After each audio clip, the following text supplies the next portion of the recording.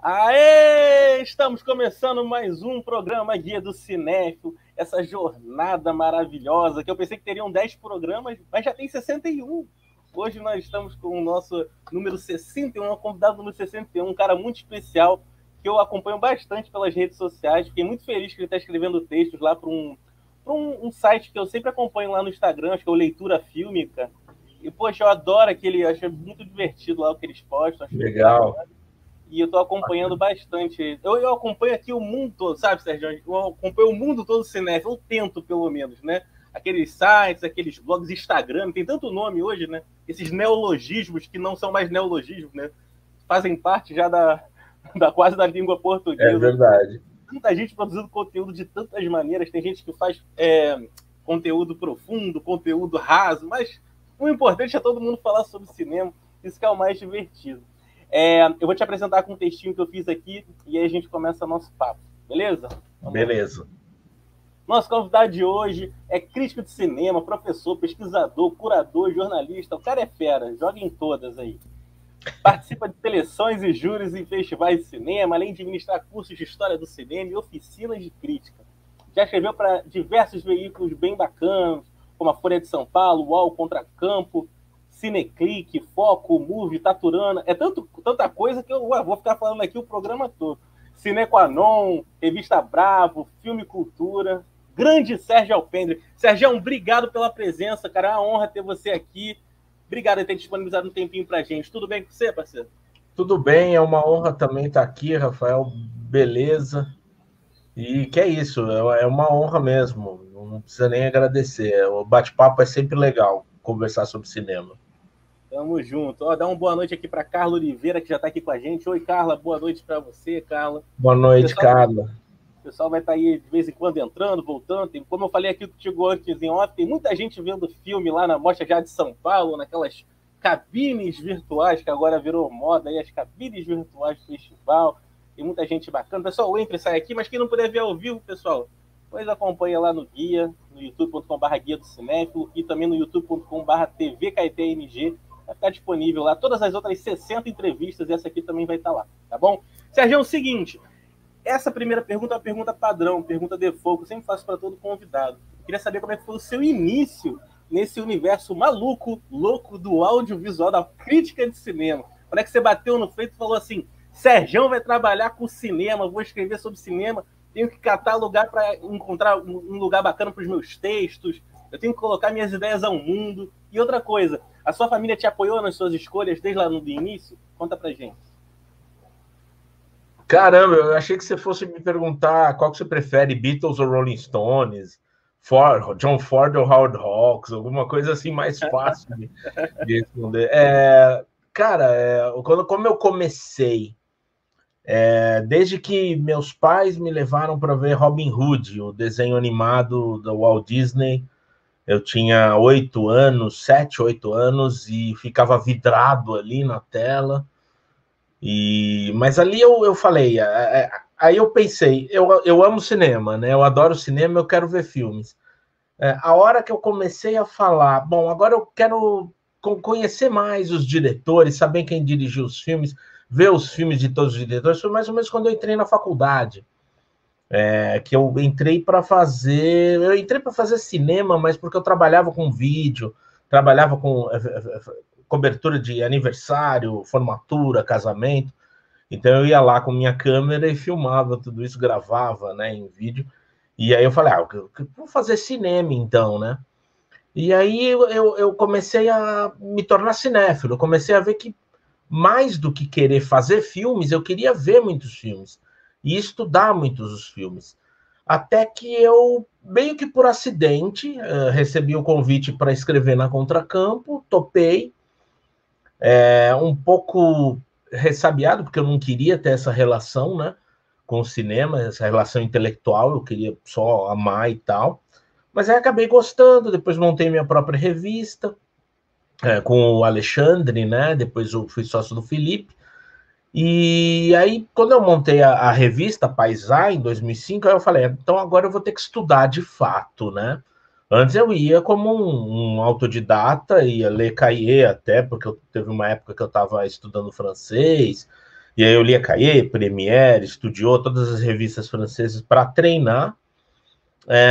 Li algumas coisas de críticas que saíam publicadas em, tipo, Truffaut, livros de resumos de críticas do Truffaut, né? Só que aí eu falei, quando entrou Paisel, eu falei, não, eu vou entender mesmo do assunto, vou procurar pesquisar a fundo, e aí comecei a pesquisar mais, né? Então, eu acho que foi ali com o estopim foi a Contracampo, né? Quando eu entrei para Contracampo, o Eduardo Valente, que me convidou, depois eu conheci o Rui, então eles eram os editores, e aí eles me convidaram e começou assim, de fato. Em 2000. Caramba. Aí, já são aí 21 anos aí de alegria. Ah, que beleza.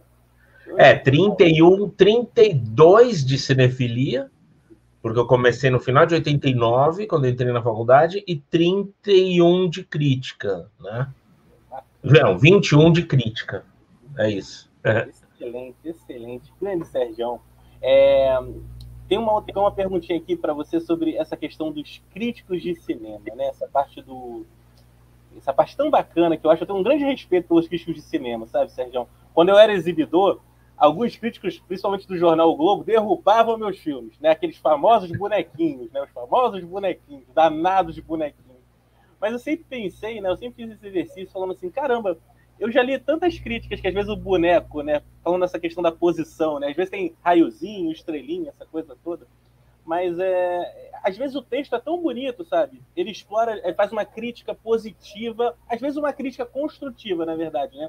Sobre uma determinada situação, sobre o andamento do filme. Que assim, não quer dizer que o cara não gostou do filme, né? Ele tá analisando o filme tecnicamente, né? Só que as pessoas, na minha visão, Sérgio, eles têm uma preguiça de ler o texto, sabe? Quando tem nota, quando tem raiozinho, estrelinha, a pessoa fica direta ali, tipo, naquela coisa do visual, né? E acaba não lendo o texto, que pode preencher várias lacunas, né? Pontos de reflexão para o leitor. Eu queria saber de você uma coisa.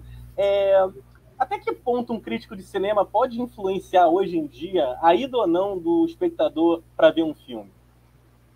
Eu acho que cada vez menos, viu? Eu acho que cada vez influencia menos, porque tá muito pulverizado tudo, né?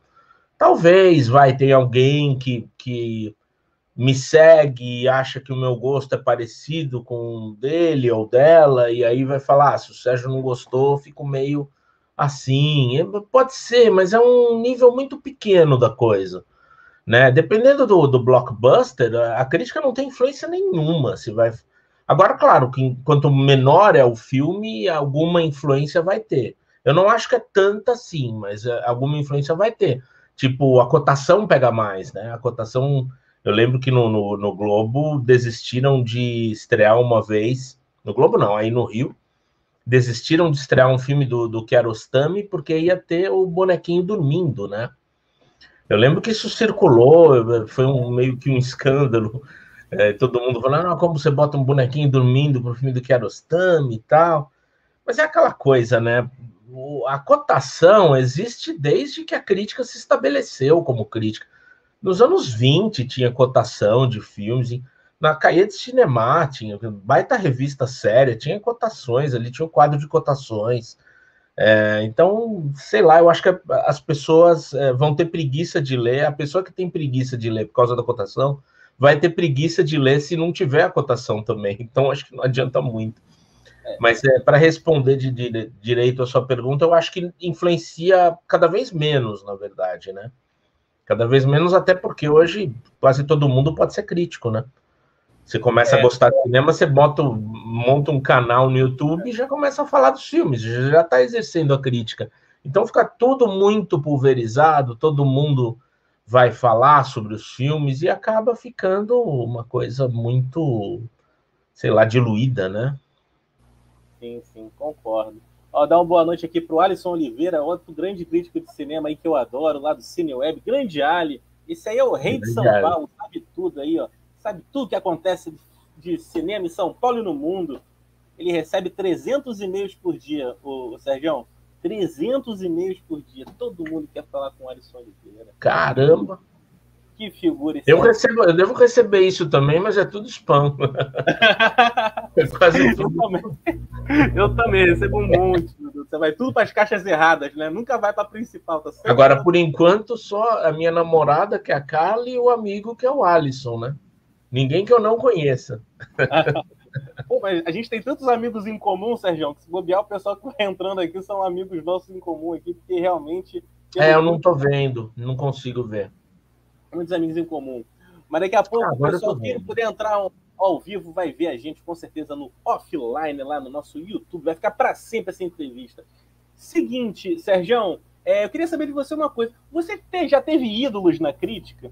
Ontem eu estava conversando com a Flávia Arruda Miranda, e ela me falou uma situação muito engraçada, que até que Celso Sabadin, nosso amigo Celso Sabadin, deu autógrafos durante uma mostra de cinema, de tantos seguidores que ele tem, deu autógrafo, vai ser uma celebridade chegando. Não é um artista, é um ator. Não, era o Celso Sabadin, com aqueles cabelos dele, aquele óculos lá chique e elegante. Mas eu queria saber de você, Sérgio. Você se inspirou em alguém? Você lia muitos textos críticos? Qual foi a sua fonte de inspiração? Assim? Você lê outros críticos de cinema também? Eu leio. É que o Celso, só um parênteses aí, o Celso apareceu na TV durante muito tempo, né?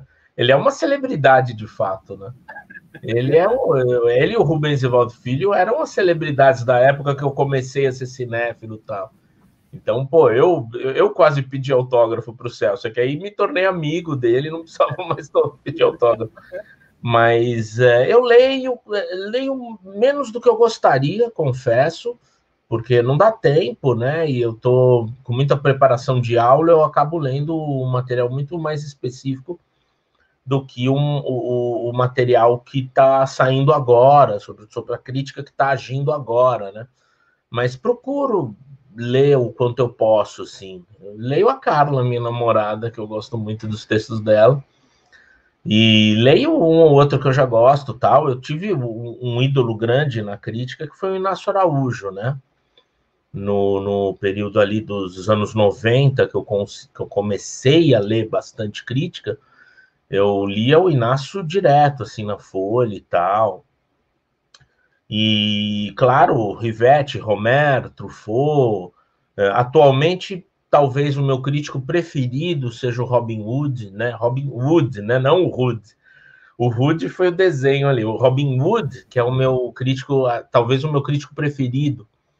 Já morreu, enfim, mas é um crítico que escreveu umas coisas fantásticas sobre Hitchcock, sobre Howard Hawks, sobre o cinema americano nos anos 70. Então, se for apontar um ídolo, seria o Robin Hood hoje.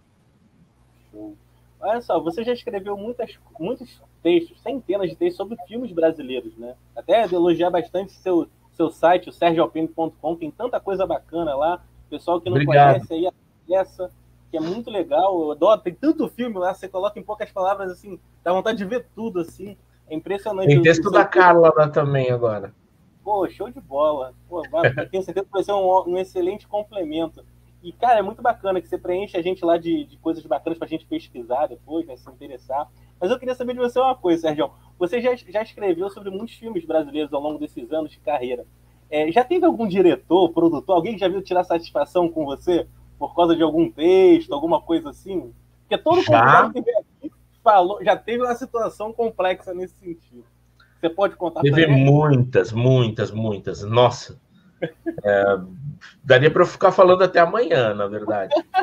Tanto coisas legais quanto coisas não muito legais. Teve um diretor que eu não vou falar o nome, mas ele me mandou um e-mail reclamando de e eu falei bem do filme dele, mas ele me mandou um e-mail reclamando de uma coisa que eu falei. E aí eu argumentei e falei, pô, mas você se diz um fã de tal cineasta e tal cineasta assume isso, né? Então eu não falei para ti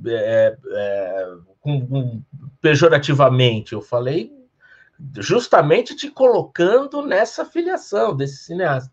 Aí ele, nossa, mas é isso mesmo, puxa vida, então eu vou te chamar para um café, não sei o que lá, não sei o que lá. Aí conversamos e deu tudo certo. Só que aí depois eu fui ler o jornal e o mesmo e-mail que ele me mandou estava lá como uma carta no jornal. E depois eu entrei na página do Facebook dele e estava também esse mesmo e-mail como um texto de Facebook. E aí as pessoas me xingando, assim, as pessoas mas descendo a lenha em mim, não no meu texto. Se fosse no meu texto, tudo bem, dane-se. Mas em mim, assim, falando, esse cara é um mau caráter, esse cara é um polêmico, ele faz o.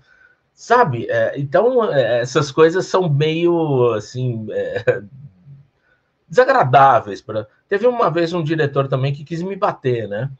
Ele queria me bater e eu não sabia por quê. Ele ia lá na sala de imprensa, lá num festival, e eu nunca estava, e a assessora falava, olha, ele está vendo filme, né? O lugar que os críticos estão agora é vendo filme. Aí eu soube depois que ele ficou muito zangado com a manchete da crítica. Eu falei, mas, pô, a chamada, né, não sou eu que faço. Muitas vezes é uma coisa mais para dar polêmica, para tirar de contexto. E aí, quando ele soube que não sou eu que faço a chamada, e ele leu o texto, e no texto a coisa está muito mais contextualizada, ele ficou mais calmo. Dizem, eu não encontrei com ele.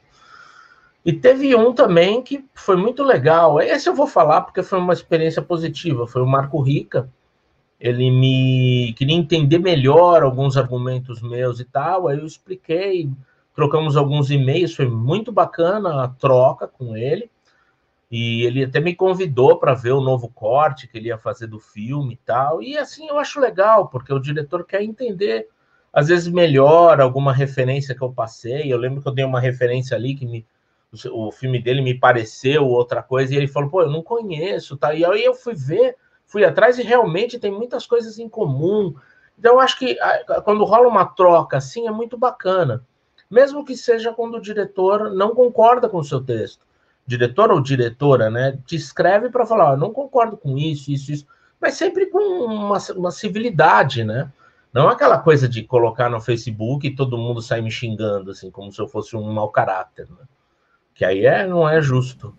É complexo. Eu já vi muitas cenas dessas de o diretor vai, coloca no Facebook e começa um auê, porque todo mundo que tá na rede do cara é amigo dele, então vai todo mundo defender ele. Aí começa, às vezes não sabe nem sobre o que é, e começa aquela confusão de internet que todo mundo já sabe, né? É bem linchamento mesmo.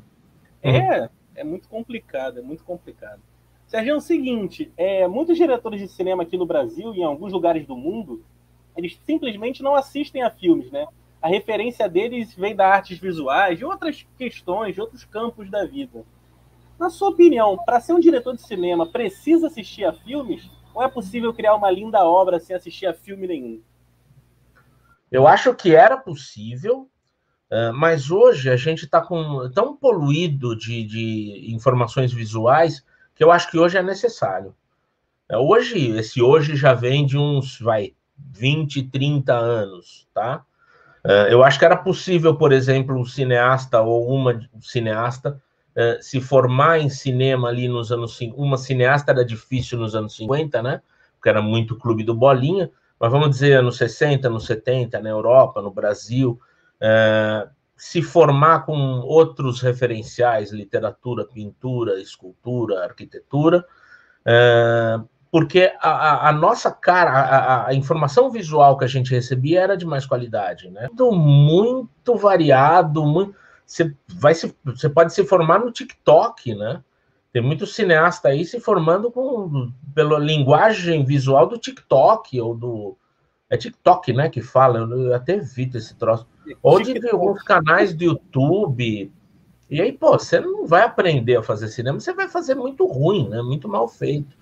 E aí eu acho necessário ir atrás dos clássicos, ir ver o que já fez, mesmo que seja para responder a eles, mesmo que seja, não, isso aí é muito antigo, eu quero fazer. Mas você tá lá aprendendo. Ver filmes é a melhor maneira de aprender a fazer filmes, né? Eu acho. Então, acho que hoje é necessário. Eu acho que hoje é obrigatório até. Um cineasta, uma cineasta tem que saber, tem que conhecer bem a história do cinema, tem que ver muitos filmes, né? Aprender vendo os filmes. Não é só vendo filmes de colegas em festivais de cinema, né? É vendo uma coisa mais variada mesmo. Filmes dos Estados Unidos, filmes do Brasil antigo, da Europa, do Japão, da China, enfim. Eu acho que é necessário mesmo. Quando eu fui programador de cinema, Sérgio, eu sempre pensei que todo mundo que trabalhava com cinema, em qualquer camada do audiovisual, via muitos filmes, né? Para mim é uma coisa assim, sei lá, lógica, era muito lógica. Fui assim na inocência. E aí o primeiro festival de cinema que eu fui e tal, que eu já era programador, aí todo mundo veio falar com você, né? Quando você se torna uma figura importante, aquela coisa toda. E eu fui percebendo que, assim, a maioria das pessoas que eu conversava, assim, não conseguia falar 5 minutos com elas, Sérgio. Porque eu não tinha visto nada, absolutamente nada. Nada. Eu ficava, meu Deus, nem de cinema brasileiro você viu? Eu ficava pensando assim, né? Aí eu falei, caramba, que loucura. Aí eu falei assim, cara, realmente, cara, o pessoal faz filme, mas não vê filme. Às vezes não é nem prestigiar o filme do colega, né? Porque também é uma coisa bem legal, né? Tá todo mundo dentro da mesma indústria, somos todos brasileiros. E eu fiquei, assim, muito assustado. Mas aí depois eu fui começando a entender como é que era e tal. Lá fora é um pouco menos, o pessoal vê mais filmes lá fora, mas aqui eu acho que ainda falta ainda. Não que, obviamente, tem vários diretores muito cinéfilos. Pô, eu conversei com o Marcos Bernstein, o roteirista do Central do Brasil. O cara é muito cinéfilo, ficou conversando durante horas lá, ele ia lá no Joia. Foi muito legal. Tem outros diretores que são fantásticos. Tem muitos, né? Muitos cineastas atuais que veem muitos filmes também. A gente encontra e mostra e tal. Aí conversa. Não, Calma, em breve, se Deus quiser, vai. Tomara. Vamos ver. Todos vão andar. Mas é isso. Seguinte, ô Sergião, a gente sabe que o lucro das salas de cinema vem do milho, né? Porque o milho é muito barato, né? E aí as salas de cinema compram aqueles sacões de milho e botam aqueles preços exorbitantes lá, né? Aqueles combos que, assim, parece que só aumenta aqueles preços. Meu Deus, daqui a pouco vai ser R$100 um combo de uma pipoca com refrigerante. E eu queria saber de você sobre essa questão. Na sua opinião, o cinema no Brasil, ele é caro? O valor do ingresso é caro? Eu acho. Eu acho caro, sim. Eu não lembro agora. Eu sei que já foram feitas pesquisas de comparar com dólar, comparar com salário mínimo em outros países, mas me parece muito caro o cinema, mais de R$30. É um absurdo. E aí, eu acho que 20 no máximo, assim, porque é uma diversão que deixou de ser popular, né? Diversão, né? Dentro se a gente for encarar como uma diversão, saía, né? Claro que eu encaro como muito mais que isso, mas é uma possibilidade de saída que você vai com a família e vai comprar ingresso, por exemplo, para você, para a esposa ou para o filho, mais o amiguinho do filho, sei lá o quê. Você já vai comprar pipoca para todo mundo, sai uma fortuna. Então, eu acho que é muito caro, de fato, né? É bem complexo isso. Tem até as promoções que estão fazendo agora, os cinemas se reuniram, parece que essa quarta, né, hoje e a próxima quarta, muitos cinemas do Brasil vão botar o ingresso a R$10 para incentivar mais esse retorno da galera aí nesse quase pós-Covid, né? Eu sempre falo quase porque a gente ainda não saiu da zona de Covid. E é perigoso também, né? Ficar incentivando as pessoas a lotar um cinema nessa situação, né? Eu acho que devia ter um controle muito grande. Tirou a máscara, leva choque, um negócio assim. Tirou a máscara, a poltrona dá um choque. Aí, a maioria das pessoas que eu converso sobre essa questão do retorno, né, aos cinemas, a questão toda é essa. Pô, eu vou entrar dentro da sala, vou ver alguém sem máscara, eu vou sair da sala correndo, né? Eu acho que o maior receio é esse, né? Se todo mundo realmente estivesse com a máscara no rosto... todo mundo comendo pipoca, como é que vai fazer? Exatamente. Mas é como eu falei, né? O lucro dos cinemas vem da onde, né? Vem do milho. Como é que vai tirar o milho, né? Tirou o milho, reza a lenda que eles não conseguem nem pagar uma sessão de cinema, porque aí tem várias teorias, né? Porque tem cálculo da lâmpada do projetor, da luz e tal. Aí você vê quanto é que vale cada sessão, né? É meio complexo. É muito complicado mesmo. Complexo. Tinha que ter algum incentivo também, né? Mas, com certeza. Com certeza. Era a única maneira de, pelo menos, o mercado exibidor andar, né? Porque os cinemas pequenos praticamente vão ser extintos, né? Em Copacabana, aqui no Rio, Sergião, que foi um lugar, um bairro famoso, não só do Brasil, mas no mundo todo, que era um dos lugares que mais tinha um cinema do Brasil, não tem nenhum hoje. O Roxy fechou mesmo, né? Fechou o Roxy, fechou o Joia também. Então, assim, eram os dois únicos cinemas que tinham. Então, assim, Copacabana hoje não tem cinema, né? Então é um absurdo, né? Um absurdo. Mas vamos ver aí o que acontece nos próximos capítulos dessa novela brasileira e mundial, né? A brasileira tá parecendo um filme de terror, né? Mas vamos em frente aí. Tá ver mesmo. se a gente consegue melhorar aí a situação. Sérgio, é o seguinte, esse é para animar, Sérgio. Cinderela Baiana, Sérgio, é um dos marcos do nosso cinema. Um filme aclamado por sua ruindade, sua falta de técnica, beirando ao bizarro em 99,99999% do seu tempo. Mas eu queria saber de você uma coisa, Sérgio. Existe filme ruim, na sua opinião? Ou cada filme chega de forma diferente para cada pessoa? Não, existe um monte de filme ruim. Nossa, é o que mais tem e em todas as épocas. Eu sempre falo, todas as épocas tem mais filme ruim do que bom, né? É que agora a gente fica só com os bons, ou claro que tem as revisões de cânones e tal, e as releituras, as redescobertas, mas a gente tende a receber o melhor de cada época, né, passada. E agora não, agora a gente está recebendo tudo, então a gente recebe muito filme ruim atual. Mas tem muito filme ruim, claro. E esse negócio que você falou do revisitar é legal, né? Eu estava conversando aqui com algum convidado sobre o Verhoeven, né? O Showgirls, o Tropas Estelares, que eram filmes que foram escrachados na época. Escrachados, assim. Eu comecei a pegar textos daquela época, que o pessoal botava até, tirava xerox, aí fazia scanner naquela época para eu ver os textos. Cara, era só coisa assim, metralhando o filme. Hoje, se você entra aí em vários portais que já tem textos mais atuais sobre esses filmes, o pessoal bate palma de pé, aquela coisa toda. E é muito legal essa questão também dessa revisão, né? Essa revisão não só do seu texto, mas também do seu pensamento. Eu acho que acontece isso. Você concorda comigo que pode ser que depois que você vê um filme, assim, passa alguns anos, você vê de novo, você pode ter uma outra sensação sobre aquilo tudo? Claro, claro. Não é o filme que muda, né? Mas todo o contexto, o mundo muda, você muda, a sua leitura muda, a recepção que a gente faz. Mas eu lembro que na época, tanto o Showgirls quanto o Tropas Estelares, acho que o Inácio defendia.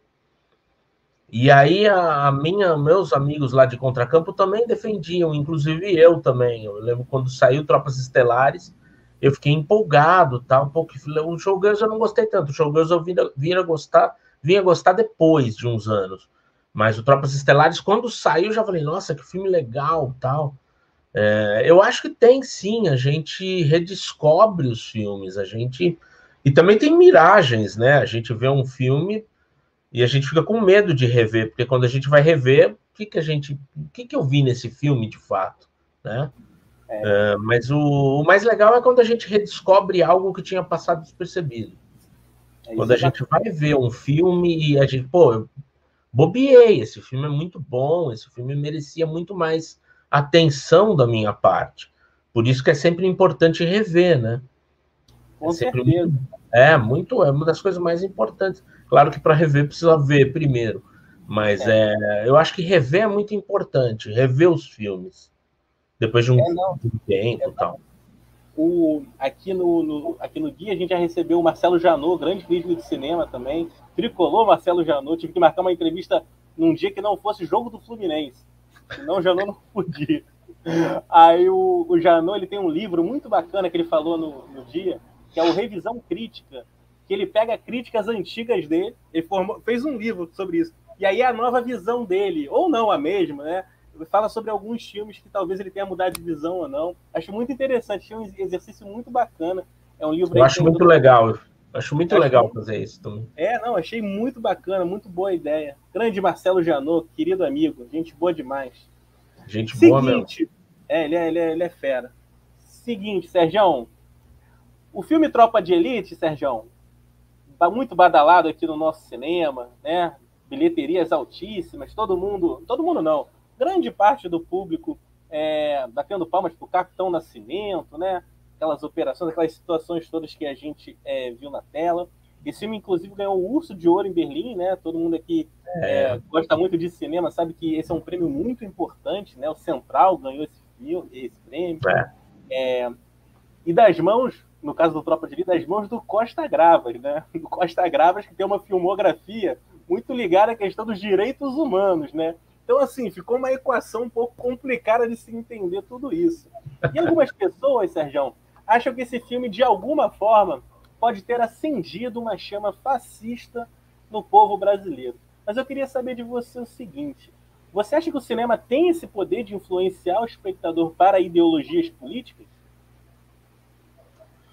Olha, eu acho que não também.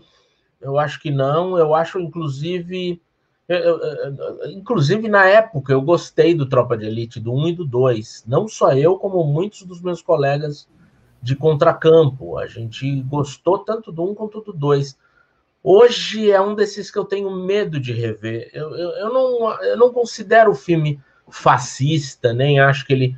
Eu acho ele realmente um tapa na cara de uma sociedade fascista. Só que o Padilha deixa as coisas um pouco, né? Ele não fecha tão bem, ele não faz uma crítica tão boa.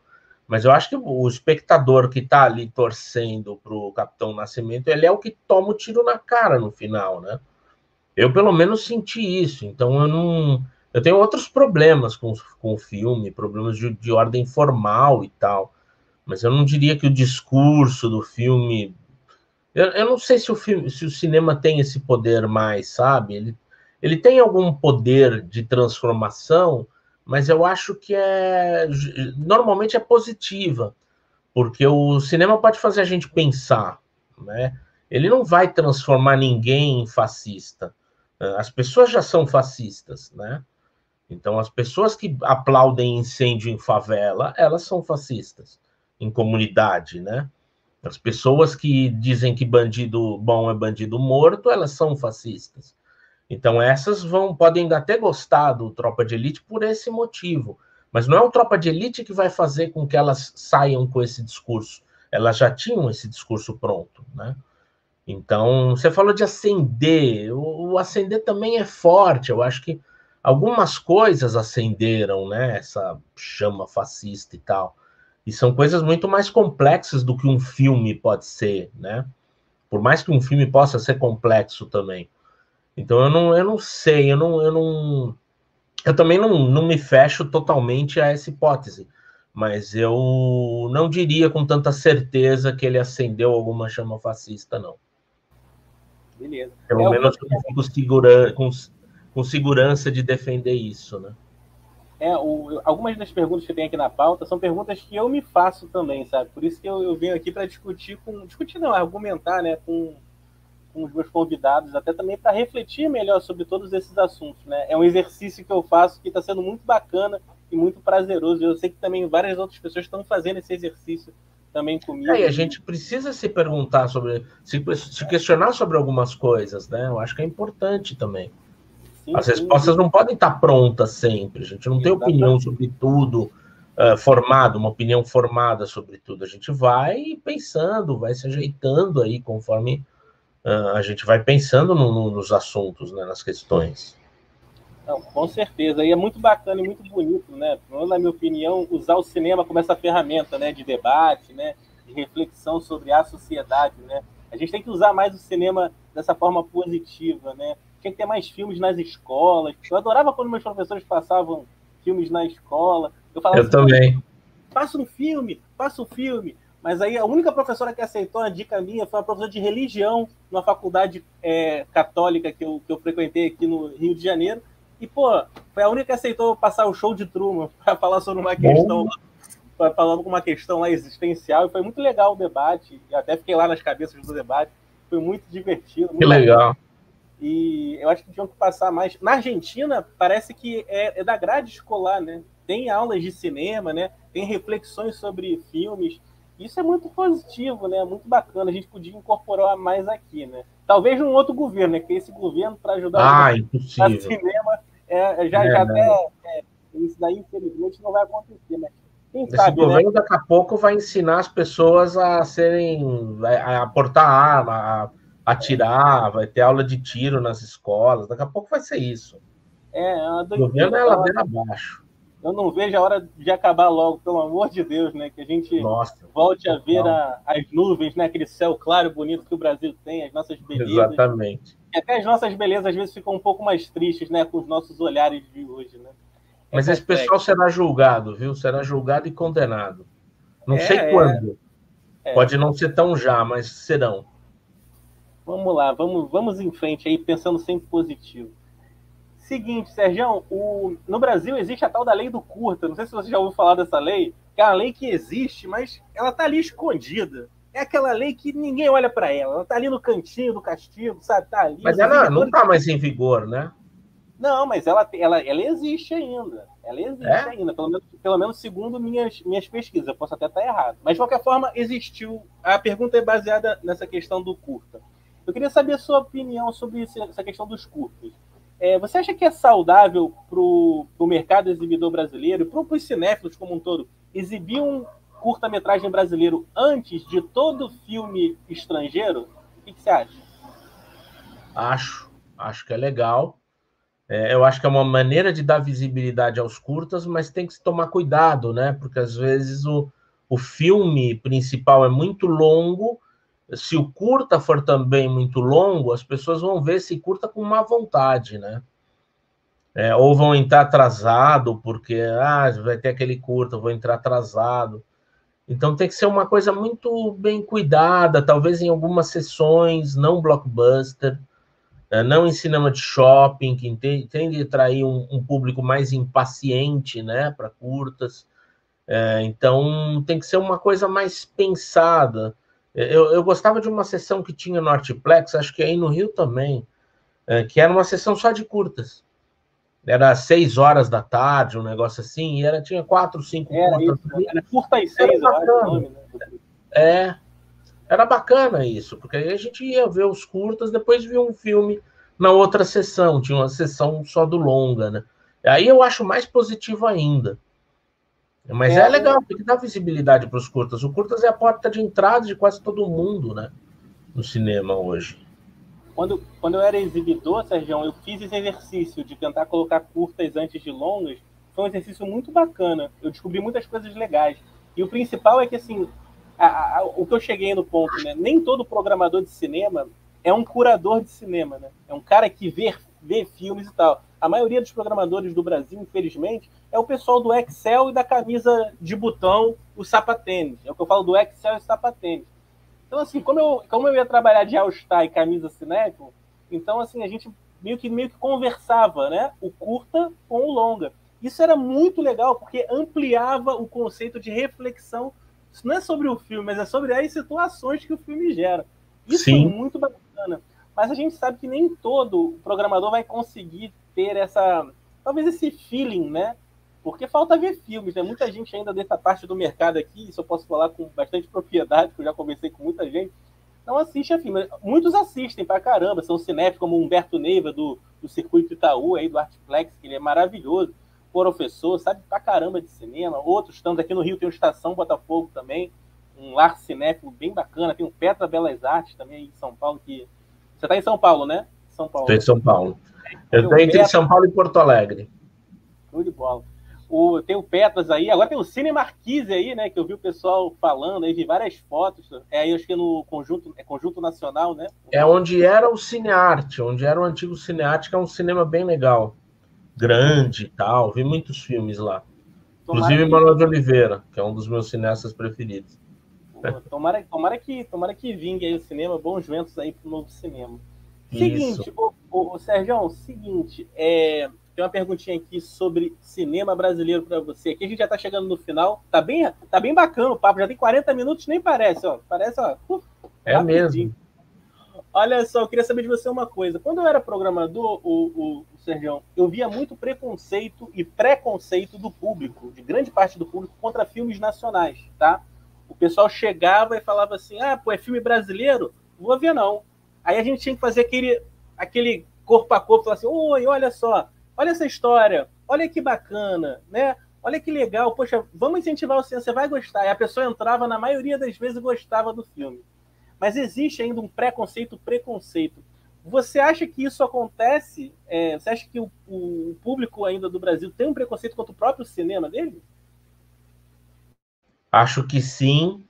Muitas vezes críticos também têm, né, preconceito contra o filme brasileiro. Um pouco por causa do que eu falei, né? A gente está num momento em que o cinema brasileiro, agora não, né? Mas a gente vem de um momento em que o cinema brasileiro passou por uma fase de florescimento, né? De grandes produções, de muitas produções, mais do que grandes, muitas produções, e grandes também, produções para todos os gostos, né? E aí a gente está vendo aquela coisa, né? A maioria dos filmes atuais, como eu falei, é ruim, né? Mas tem os filmes bons, é óbvio que tem os filmes bons e são vários. Então, cada um tem que achar o seu filme bom, na verdade. Não sou eu que vou definir qual é o filme bom. Cada pessoa vai ter o seu filme bom. Mas eu acho que o que falta, Rafael, eu acho que é mais a coisa da curiosidade para ver a nossa realidade na tela, né?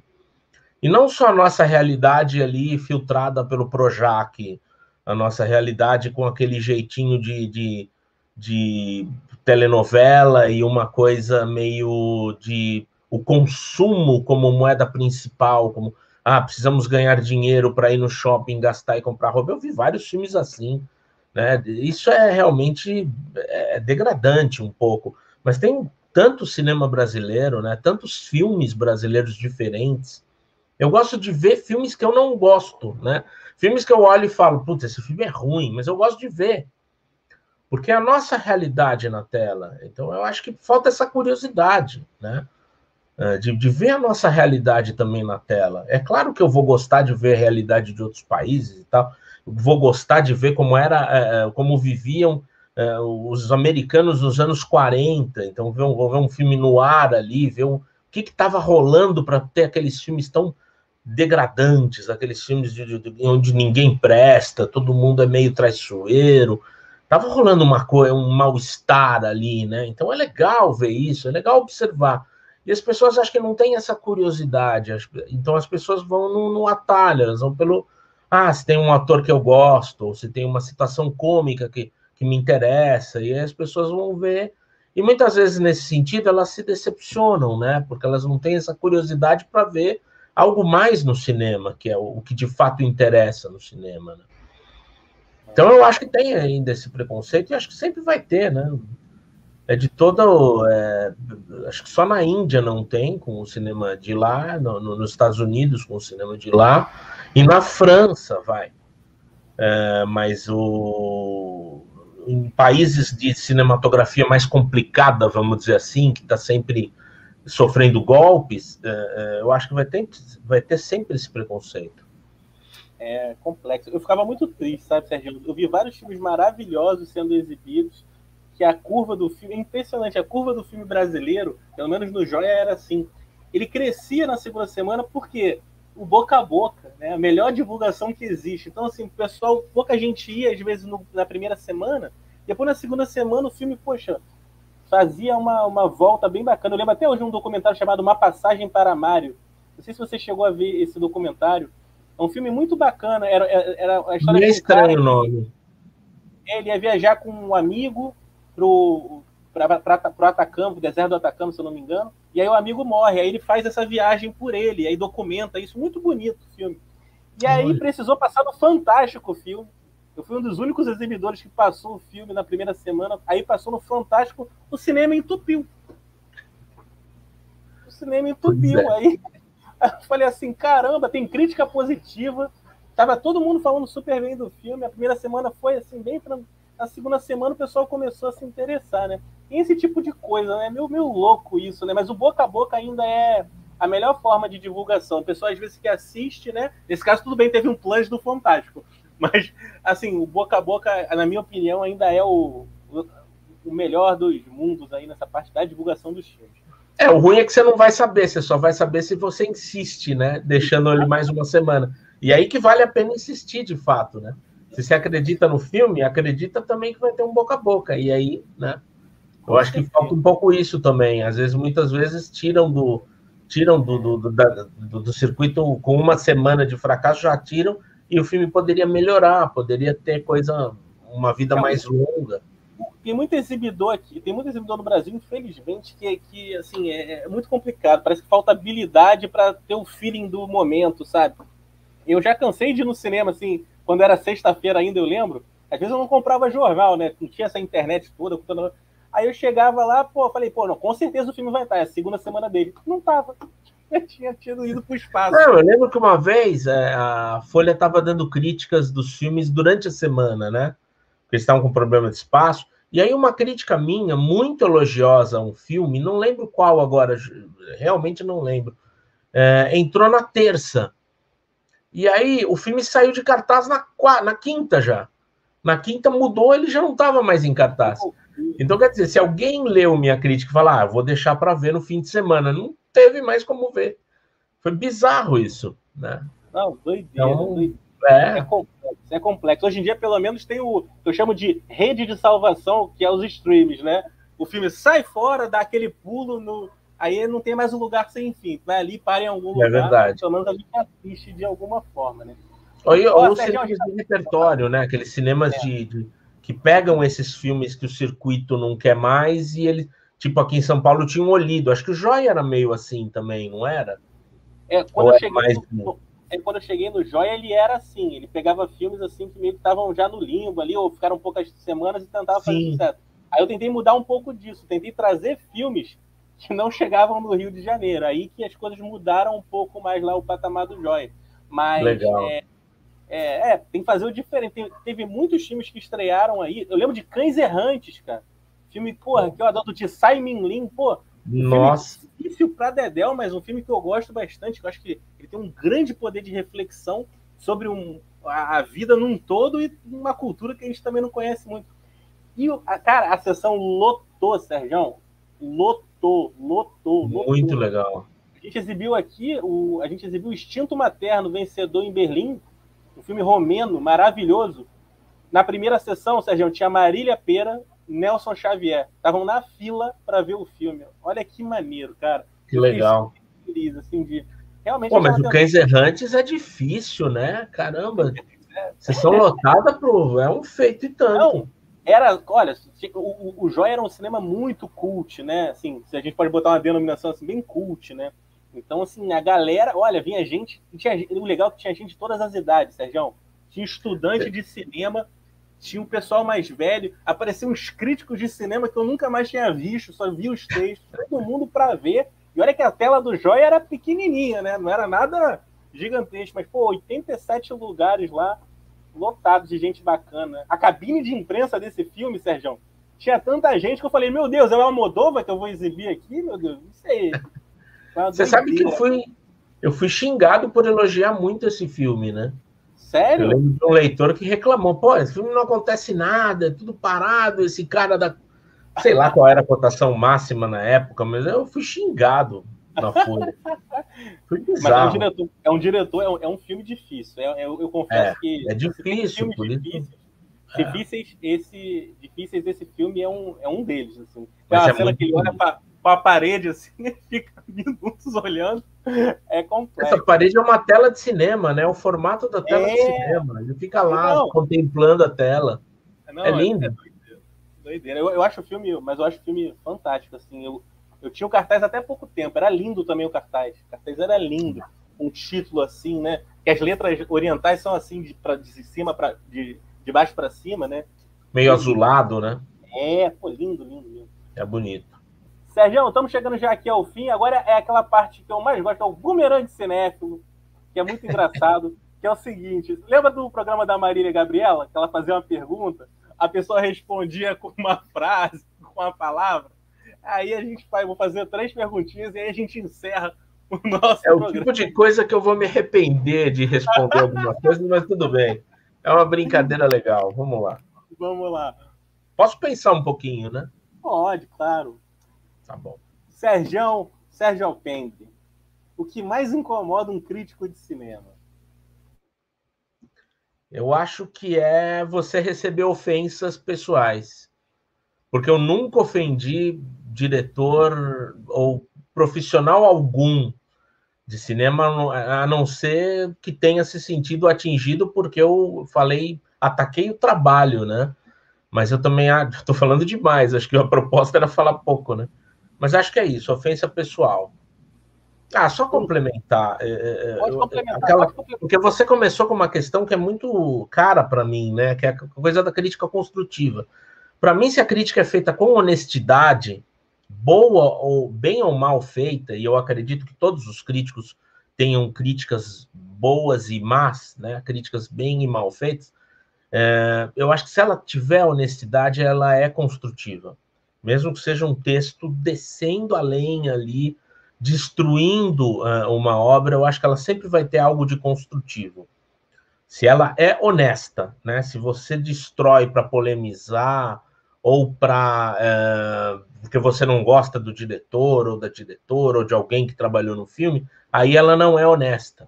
Mas se você é honesto consigo mesmo, com o leitor e com o cinema, eu acho que a crítica é sempre construtiva. Show de bola, show de bola. Já quebrou o quadro? Quebrou não, todo o quadro. A resposta foi enorme. Relaxa. Olha só, Sérgio, um filme nacional que você acha que poucas pessoas viram para você indicar aí para os nossos ouvintes. Que seja muito bom, que seja bem legal. Pode ser antigo, novo. Vou falar algum novo. A época que você quiser, um novo, um antigo ou um só, fica à vontade. Gosto muito do Ilha, da dupla Glenda Nicásio e Ari Rosa.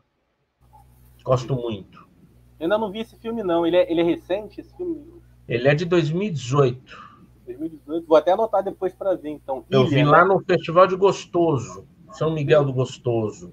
Que bacana. A Flávia falou que esse festival é maravilhoso, né? Tem um telão, né? Então, olha só, mas ela falou isso por causa do telão, né? Só que esse filme eu vi naquele teatro que tem dentro do... É fechado, no espaço fechado. Foi, acho que eu vi 2 ou 3 filmes dentro, porque me interessavam, que tinham passado por outros... Eu estava em Portugal na época que eles circularam em festivais. O Ilha é um deles. E aí eu fui ver, eu quero ver esse Ilha da dupla do Café com Canela, aí eu fui num lugar fechado. Pronto, outra pergunta longa. Esse quadro não dá certo. A resposta longa, né? Relaxa, tá? Mas você pode tudo, Sérgio. Mas agora Ilha. A última... Ilha. 4 letrinhas aí. Show de bola. Pessoal, depois, se vocês já viram o Ilha, depois escreve aqui nos comentários, hein? Vocês que estão vendo aí a gente offline, depois se você viu esse filme, bota aí pra gente aí nos comentários o que você achou. Sem ofensas pessoais, por favor. Quem não gostou. Sérgio, agora a última pergunta. Você vai estranhar um pouco a pergunta, mas depois eu te explico o porquê dela. Mas é a última pergunta do nosso programa. Eu sempre fecho com essa pergunta. E teve respostas aqui geniais. Já entrevistei aqui tanta gente bacana. O professor João Luiz Vieira. Tanta gente bacana já teve aqui. Então, assim, é o seguinte, Sérgio. Eu quero saber qual é o seu filme favorito com o Nicolas Cage. Você já me perguntou isso por escrito, mais uma resposta longa. Eu respondi um e agora vou responder outro. Pode responder. Olhos de Serpente. Brian De Palma, caramba. É isso daí. É aquele que ele usa aquele terno um pouco chamativo. Exatamente. Mas é um filme genial, Rafael. Porque quando eu adoro a outra face. Né? De Palma é genial, eu acho. Não, e depois que eu respondi a outra face, eu dei um curso sobre o De Palma. E aí eu revi todos os filmes dele. E aí eu falei, não, Olhos de Serpente... Porque o De Palma é isso, né? Quanto mais você rever, mais você gosta. Se eu der outro curso do De Palma, vai ser o meu diretor preferido. E o Olhos de Serpente eu achei genial, assim, na revisão. Então hoje eu diria Olhos de Serpente. Olhos de Serpente. Eu faço a pergunta do Nicolas Cage, porque todo mundo assim, que é cinéfilo, né, sempre tem um primeiro ídolo, né? Tem gente que tem o Charleston Heston, sei lá, é a Ingrid Bergman, começa por Casablanca. Eu não, eu fiz um caminho um pouco complicado. Eu via muito filme do Nicolas Cage porque eram os filmes que apareciam na minha televisão, né? Da na Globo, no SBT, tinha esses filmes. Então, aparecia Nicolas Cage para tudo que é lado. Não que hoje seja diferente, porque ele faz um filme a cada segundo. Mas, de qualquer forma, era a pessoa que eu mais vi. Eu falei, caramba, que legal, pô, olha as caras que ele faz. Eu adorava tudo que hoje eu odeio, entendeu? Olha as caras que ele faz, as caretas que ele faz, olha que coisa diferente. Mas o Nicolas Cage, assim, eu vou do céu ao inferno com ele, porque eu acho que ele tem uma filmografia fantástica em uma parte da vida dele ali, né? Pelo menos da década de 90 ali. Pô, ele trabalhou com os irmãos Coen, ele trabalhou com David Lynch, com Scorsese, com Coppola, que é tio dele, com John Woo, que é um diretor que eu adoro. Pô, então, assim, o Brian De Palma, então, assim, não é um cara qualquer, né? Então, assim, o cara já teve muita coisa boa. Mas ele tem feito, ultimamente, muita coisa terrível. Jesus Cristo é o Senhor. Dá a impressão que ele adora set de filmagem, né? Ele adora ficar no set, e ele aceita tudo. Não, ele já foi motoqueiro fantasma, bruxo, aprendiz de feiticeiro, já foi super-herói. Eu não sei, mas eu não sei mais que personagem vai ter para ele. Agora o novo filme dele, que está sendo aclamado lá fora, o Pig, né? Que uma relação, parece que ele tem um porco de estimação. Então, assim, a gente já não sabe mais o que esperar, né? É sempre ele já lutou contra alienígenas num filme chamado Jiu-Jitsu, que foi até líder da Netflix. Ele não deixa de ser rentável, né? Isso que é a loucura. Esse filme Jiu-Jitsu, que é uma coisa terrível, ele era líder de visualizações na Netflix americana. Caramba! É doideira. Loucura.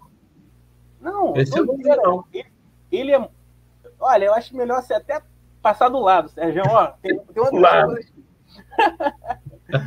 Vou rever a outra face e Olhos de Serpente. Show de bola. Excelente. Tem também o Adaptação, um filme que eu gosto de lembrar aqui, que eu adoro, Despedida em Las Vegas, né? Tanta coisa bacana. Esse é bom também. E o Bringing Out the Dead, né? O Vivendo no Limite. Muito bom. Vivendo no Limite, com o tio Scorsese. Esse é o mais cinéfilo dos cinéfilos. Grande Martin Scorsese. O homem das sobrancelhas inesquecíveis. Se botar só a sobrancelha dele, a gente já sabe que é ele. Que figura. É marcante, né? Marcante. Sérgio, estamos chegando aqui ao fim. Podia ter aquela musiquinha do Jô Soares aqui. Ah, foi tão bacana, cara. Adorei nosso papo. Nunca tinha falado com você pessoalmente. Pessoalmente ainda não, mas agora virtualmente te vendo.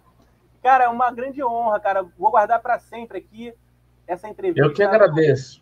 Muito obrigado por falar com a gente todos os seus pensamentos, suas reflexões aí sobre essas questões. Tenho certeza que muita gente vai se espelhar em muitas das suas respostas, pegar suas dicas aí, o William, para todo mundo assistir. E, cara, continua sendo esse cara fera, está trabalhando aí com cinema já há muito tempo, que você inspire aí com suas aulas, seus textos, essa nova geração de cinéfilos, né? Eu falo que todo mundo pode contribuir para isso, a gente precisa de uma nova geração bem forte na cinefilia, depois podem virar diretores, produtores, críticos de cinema. Tem um espaço muito grande aí para a gente sempre estar aqui louvando o cinema, amando essa arte maravilhosa. Muito obrigado, Sérgio. Obrigado mesmo. Eu que agradeço, Rafael. É um prazer. A hora que quiser, me chame. Tô topando. Tamo junto. Pessoal, semana que vem a gente vai receber aqui a Kátia Coelho. Depois a gente vai receber... Vai ser no mesmo dia, aliás. 6h15 a gente recebe a Kátia Coelho e 8h a Juliana Brito, a programadora do Petra Belas Artes de São Paulo. Vai ser muito bacana. Eu acho o Petra Belas Artes um cinema com uma programação maravilhosa. E a gente vai conversar bastante lá como é que é o dia a dia do Petras, tá bom? Fiquem com Deus. Vejam também as outras entrevistas aqui, né? Tem mais 60 entrevistas para vocês assistirem. E espero que vocês gostem. Até semana que vem. Beijo para todo mundo. Valeu, Sérgio. Viva o cinema. Valeu, até mais. Obrigado a todo mundo.